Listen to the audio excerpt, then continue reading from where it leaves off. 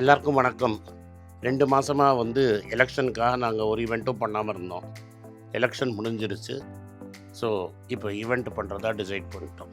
Event Maraimalai நகர், Chennai fort factory பக்கத்தில் event. 23 மே சனிக்கிழமை 4:30 மணிக்கு ஈவெண்ட் இருக்கும். கீழே இருக்கிற லிங்கை கிளிக் பண்ணிங்கன்னா டீட்டெயில்ஸ் வரும். உங்களை 23 சந்திக்கிறேன். நன்றி, வணக்கம்.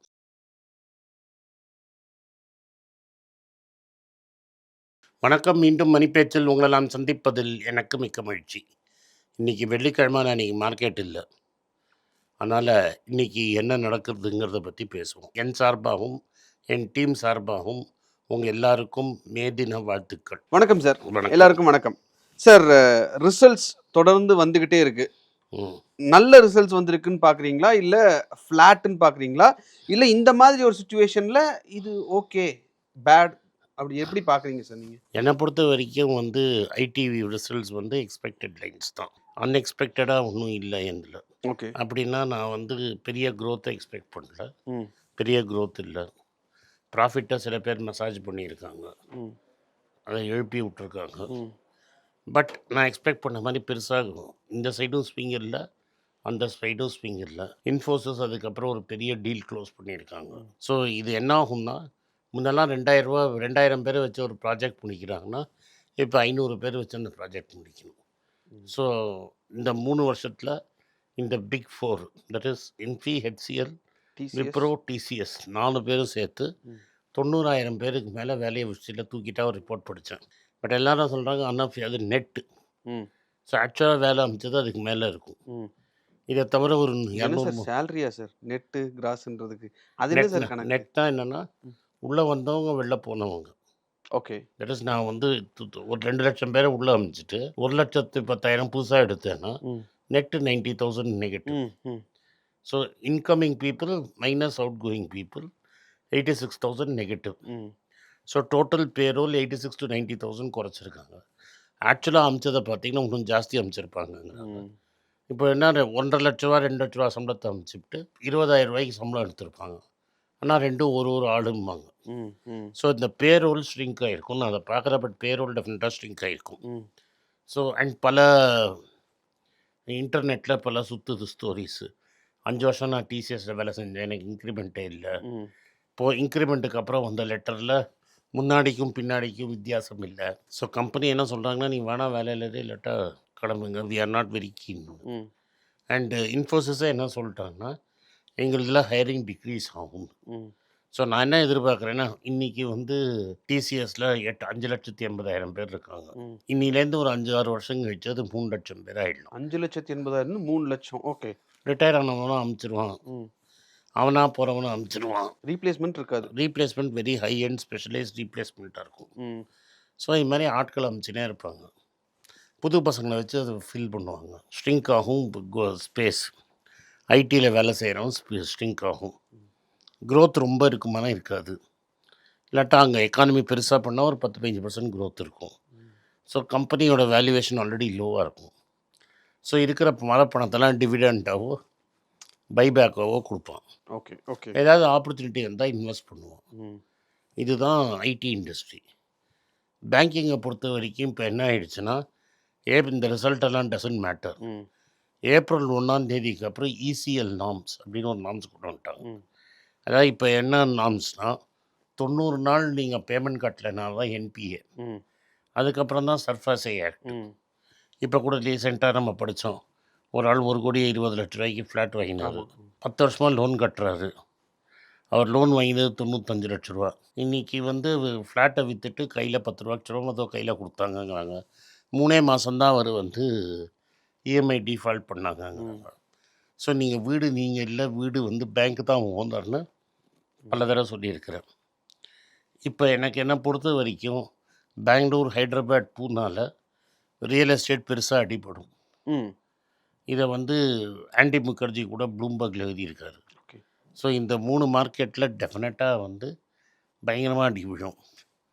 தமிழ்நாட்டிலையும் மெட்ராஸில் ரியல் எஸ்டேட்டில் இம்பேக்ட் இருக்கும். ஓவராலாக கன்சம்ஷன் குறையும். ஓகே. இது இப்போ பேங்க்கில் என்ன நார்ம்ஸ் வந்துருச்சுன்னா, இப்போ நீங்கள் 90 days பணம் இல்லைன்னா தான் நீங்கள் என்பிஏ. இப்போ அவன் என்ன சொல்கிறான்னா, நீங்கள் முன்னாடியே வருமுன் காப்பு திட்டம்ங்கிறதுக்கு முன்னாடி எந்த அக்கௌண்ட்டெல்லாம் என்பிஏ ஆகும் பாசிபிலிட்டி இருக்குன்னு முன்னாடியே பாருங்கிறோம். அப்போ 30 நாள், 45 நாள், 60 நாள், ஸோ 60 டேஸ் அக்கௌண்ட்டுக்கெல்லாம் இப்போயே provide பண்ணிவிடுங்கிறோம்.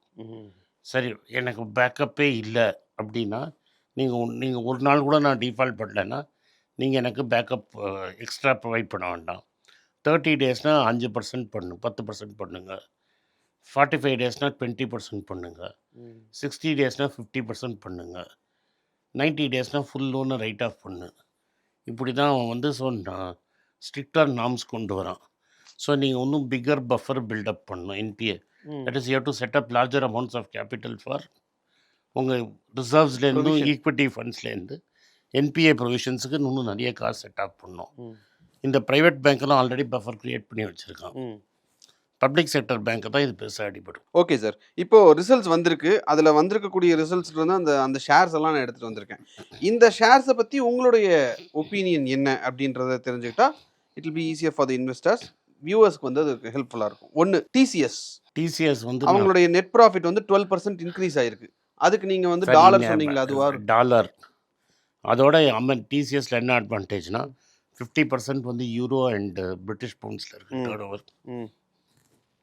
Against euro and British pound we have done worse than the dollar. That is dollar against 2 ரூபா விழுந்திருக்குன்னா யூரோ அகேன்ஸ்ட் 3 ரூபா விழுந்திருக்கும். பிரிட்டிஷ் பவுண்டுக்கு அகேன்ஸ்டாக 3 ரூபா விழுந்திருக்கும். ஸோ இவங்களுக்கு ப்ராஃபிட்ஸ் ஏறி இருக்கு. ருப்பி வேல்யூ பார்த்தீங்கன்னா டு தி லீஸ்ட் அப்படி இருக்கே சார், ரொம்ப விழுந்திருக்கு. இப்போ 95ல இருக்கு சார். இந்த ரிசல்ட் வந்து March 31. அன்னைக்கு எவ்வளோ இருக்குன்னு பார்த்து அவன் கொடுத்துருப்பான். ஸோ அன்னிலேருந்து இன்னைக்கு இன்னும் விழுந்திருக்கு. ஸோ அதனால் அவன் ப்ராஃபிட்ஸ் ப்ரொடெக்ட் ஆகும். நான் தானே சொன்னேன், company will survive, company will make profits, company will reward shareholder. But what will happen to the employee? Okay, அடுத்தது விப்ரோ சார். அவங்களோட நெட் ப்ராஃபிட்டே வந்து அரௌண்ட் 2% குறைஞ்சிருக்கு. என்ன கேட்டிங்கன்னா big 4 less than 15 times earnings, around about 17-18 times earnings. கண்ணை மூடிட்டு consider பண்ணலாம். 100-200 கன்சிடர் பண்ணாதீங்க. 1-2 சிங்கிள்ஸ் மாதிரி ஓடிட்டே இருங்க. இப்போ சாய் சுதர்ஷன் சென்னை சூப்பர் கிங்ஸோட மேட்ச் ஆடினோம். 4-6 போகல. பாலை தொட்டினா 2 ஓடினான், பாலை தொட்டினா 2 ஓடினான். அதுமாதிரி பாலை தொடுங்க 2 ஓடுங்க, பாலை தொடுங்க 2 ஓடுங்க, இறங்க இன்னும் ஃபாஸ்ட்டாக ஓடுங்க.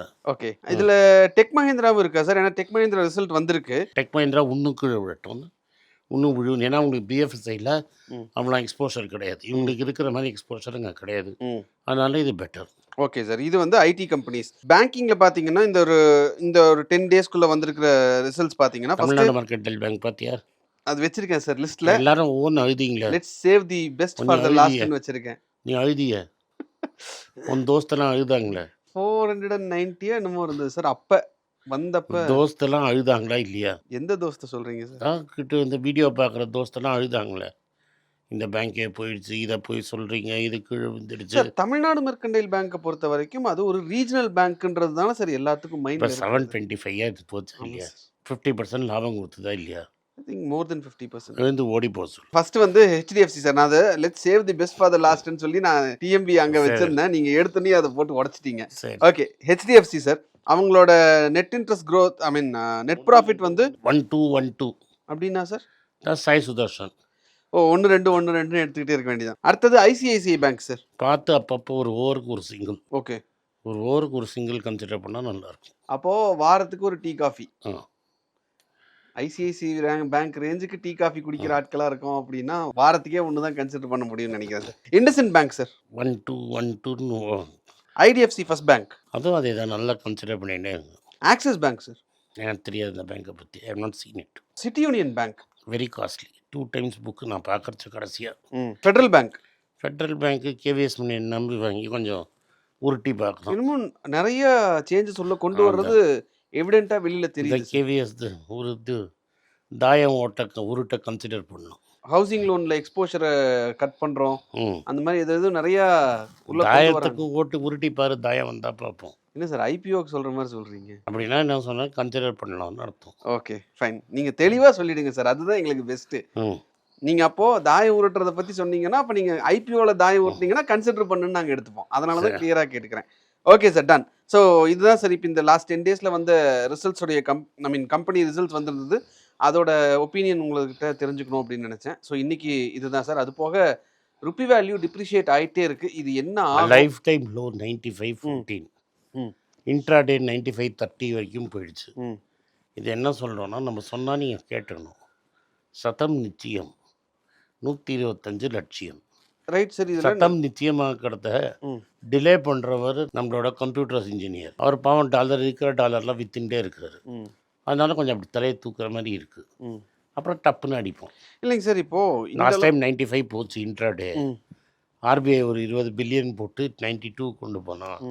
10 நாளில் 95 வந்துருச்சே. Okay sir, fine. யாகத்தை மூட்டுறோம், அது எரிஞ்சிட்ருக்கு. நீ டாலராக இல்லை தூக்கி போடலாம். கொஞ்ச நேரம் ஆகும், அப்புறம் எரிஞ்சு போயிட்டு இன்னும் டாலர் கேட்கும்.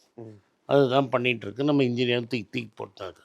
Okay sir, thank you sir. இன்னைக்கு மே 1 இன்டர்நேஷ்னல் லெவலில் கோல்டு, சில்வர் இந்த மாதிரியான விஷயங்கள், அதாவது H2SO4 உடைய எக்ஸ்போர்ட்டை வந்து சைனா இன்னைக்கு பேன் பண்ணுறாங்க. கோல்டை வந்து ரஷ்யாவிலேருந்து இனிமேல் எக்ஸ்போர்ட் பண்ண மாட்டோம் அப்படின்னு சொல்லி அவங்க சொல்லியிருக்காங்க. ஒபெக்ல இருந்து UAE வெளியே வந்திருக்காங்க. எல்லாமே இன்னைக்கு நடந்திருக்கக்கூடிய விஷயங்கள். Effective from today.